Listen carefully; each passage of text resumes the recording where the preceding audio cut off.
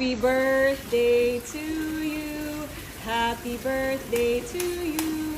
Happy birthday, happy birthday. Happy birthday, Chesky. Yay! Kami pa lang ang gising.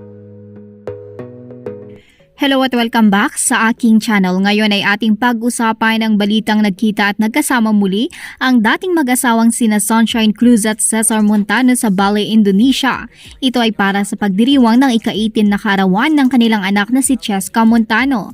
Ano nga ba ang nangyari sa kanilang reunion at ano ang reaksyon ng mga netizens dito? Alaman natin sa video na ito.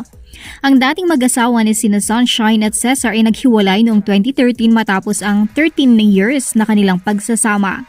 Taong 2018 nang mapawalang bisa na ang kanilang kasal at naging malaya na si Sunshine na magkipagrelasyon sa iba.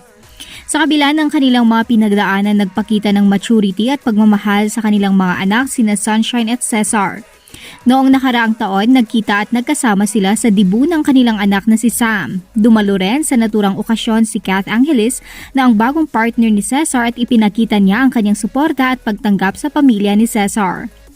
Ngayong taon, muli silang nagkita sa Bali, Indonesia para sa pagdiriwang ng ika-18 na kaarawan ng kanilang anak na si Cheska. Narito at ating panoorin ang kabuuan ng video. Happy birthday!